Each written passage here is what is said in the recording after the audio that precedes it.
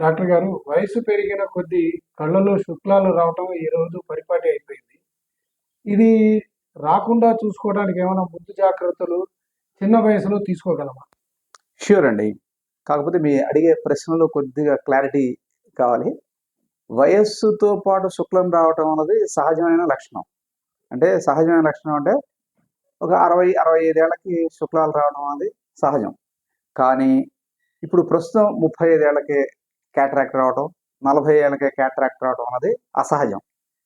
ఈ అసహజాన్ని మీరు ఎట్లా నిరోధించవచ్చు అన్నది తెలుసుకుందాం. కామన్‌గా నేత్రియాలు అంటే కంటికి హితకరమైన ఆహార పదార్థాలు ఆయుర్వేదంలో కొన్ని చెప్పబడినాయి.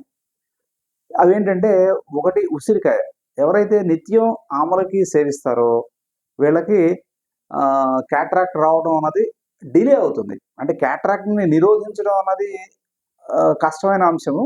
కానీ దాన్ని డిలే చేయొచ్చు. కాకపోతే కొన్ని కంట్లో పెట్టే లేపనాలుంటాయి. అంటే దాన్నేమంటారంటే అరగదీసేసి కొన్ని ఇవి పెడుతుంటారు కంట్లో. అవి కొన్ని అంటే వర్తులంటారు. నేత్రామృత వర్తులని ఉన్నాయి. ఆ వర్తులు గనక పెట్టుకుంటే కంట్లో శుక్లాలు గూడా కొంతవరకు కరిగే అవకాశం ఉంటుంది. అయితే ఏంటంటే, కంట్లో శుక్లాలు రావటానికి గల కారణాలు మనం తెలుసుకుందాం ఫస్ట్.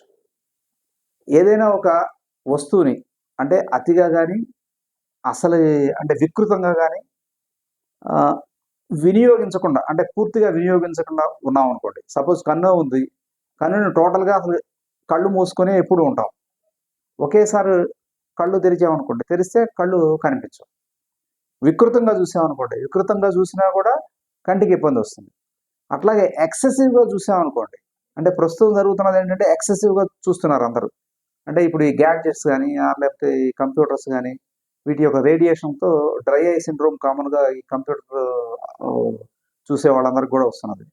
కళ్ళు ఎండిపోతున్నాయి. తర్వాత నెక్స్ట్ కంటికి ఎక్కువగా శ్రమ కలిగించడం వల్ల, వికృతంగా కలిగించడం వల్ల, కలిగించకుండా ఉండడం వల్ల కంటి జబ్బులు రావడం అనేది సహజంగా వస్తుంటుంది. దీంట్లో మనం ఎక్కడ ఫిట్ అవుతున్నామో చూసుకొని దానికి తగ్గట్టుగా మనం ట్రీట్మెంట్ తీసుకుంటే బాగుంటుంది. కంటికి సంబంధించినంత వరకు మనకి నీలోత్పలం అంటారు. నీలోత్పలం అంటే బ్లూగా ఉండే కలువ చాలా కంటికి ఉపయోగకరంగా ఉంటుంది. అంతేకాకుండా ఈ ఆమలకి కూడా ఉపయోగకరంగా ఉంటుంది. ఎస్టిమల్ కూడా అన్నది ఉపయోగకరంగా ఉంటుంది.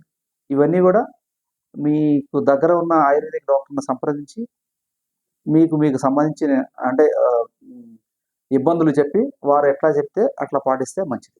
ధన్యవాదాలు. నమస్కారం డాక్టర్ గారు. Thank you very much.